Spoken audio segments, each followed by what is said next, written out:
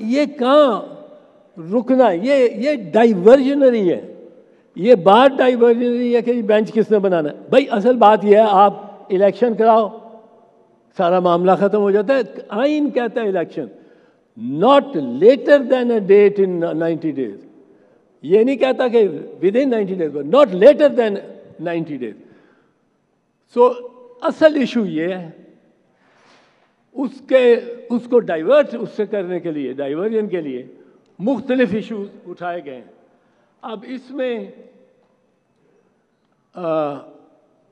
जो फैसला supreme court का हो, मैं पहले दिन से कहता रहा हूं, ये मैं आखिरी बात अर्ज करना चाहता हूं, ये ज़रा इम्पोर्टेंट है। मुझे 1.5 महीना पहले मीडिया ने पूछा कि क्या सुप्रीम कोर्ट के फैसले पर अमल दरामद हो जाएगा। मैंने कहा क्यों, आपको क्यों शक है? कि जी वो फौज कहती है हम नफरी नहीं दे सकते, वो रेंजर वाला इंटीरियर मिनिस्टर कहता है हम रेंजर नहीं दे सकते, वो क्या फाइनेंस मिनिस्टर कहता है मैं पैसे नहीं दे सकता, प्राइम मिनिस्टर कहता है कि इस बेंच को नहीं मानते, और उसका भाई भी ये कहता है जो लंदन में बैठा हुआ है, हम तो बेंच को नहीं मानते तो इसका फैसला कैसे मान सकते हैं। तो ये तो हुकूमत उस पे फैसले पे अमल ही नहीं करेगी। मैंने कहा, और ये मेरा मौक़िफ़ है, कि सुप्रीम कोर्ट का फैसला जो हतमी हो उस पे अमल दरामद खुद ही होगा। ये कोई करिश्मा है हमारी आइन का भी, हमारी आइनी सोच का भी, कि जो सुप्रीम कोर्ट ने लिख दिया और वो फाइनल फैसला है 1 मार्च 2023 का, जिसमें उन्होंने कहा कि आप इलेक्शन कराओ। वो फैसला, उसमें तरमीम थोड़ी सी हुई है 4 अप्रैल के फैसले से, कि उन्होंने सुप्रीम कोर्ट ने कह दिया है कि 14 मई तक इलेक्शन हो। ये इलेक्शन 14 मई को होंगे। ये बस ये soft power of this court होती है, अदालत की सॉफ्ट पावर होती है, उसको बंदूकें तोपों की जरूरत नहीं है। ये अगर लिख दिया है कोर्ट ने और उमर अता बंदयाल ने कि इलेक्शन 14 मई को होंगे, तो इलेक्शन 14 मई को होंगे। सिपा सालार भी करवाएगा, प्राइम मिनिस्टर भी करवाएगा, सब करवाएंगे। और अगर कोई प्राइम मिनिस्टर या 3-4 लोग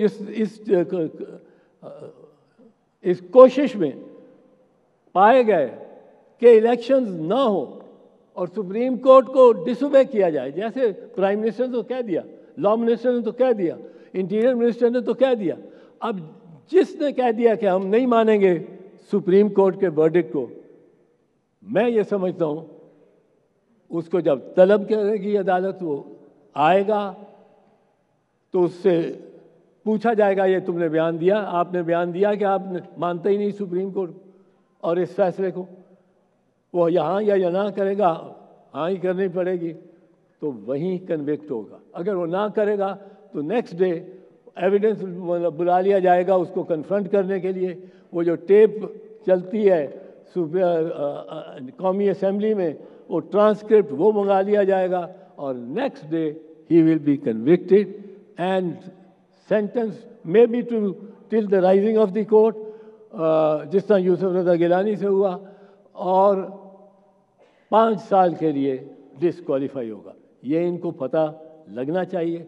and we stand with the Constitution, with accountability in accordance with the Constitution, with the Supreme Court and the orders of the Supreme Court, and we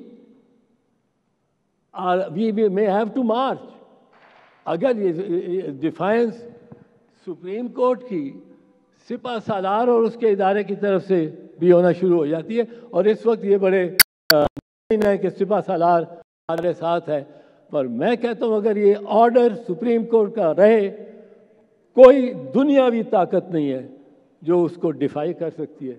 the Supreme Court has to be obeyed and we have to support this particular effort of forcing people and the powerful institutions to obey the Supreme Court and the Chief Justice. Thank you. बहुत शुक्रिया चौधरी साहब। मैं थोड़ा सा शब्बर रज़ा रिजवी साहब ने request की है। हाँ जी, मैं उनको ज़रा जाना है, अगर आपकी इजाज़त हो तो मैं शब्बर रज़ा रिजवी साहब को करवा दूँ प्लीज़। शब्बर रज़ा, मैं एक मिनट, मुझे हर 4 घंटे बाद दवाई लेनी होती है, तो मेरा रोज़ा भी नहीं है। आपकी इजाज़त से मैं ये गुनाह करता रहूँ। हवाए नफ्स की है हुक्मरानी, लुटेरा कर रहा है पासबानी।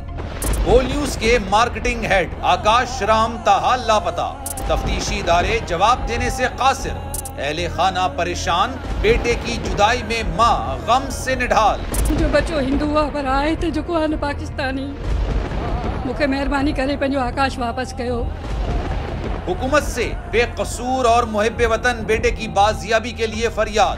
समी इब्राहिम और सिद्दीक जान का सुप्रीम कोर्ट के बाहर एहतजाजी कैंप का ऐलान कि सोमवार के दिन से हम सुप्रीम कोर्ट ऑफ पाकिस्तान के सामने कैंप लगाएं और हम सब सुप्रीम कोर्ट ऑफ पाकिस्तान के सामने बैठ जाएं और उस वक्त तक नहीं उठेंगे जब तक आकाश वापस नहीं आए। मुश्किल की इस घड़ी में आलमी मीडिया ने भी उठाई आवाज।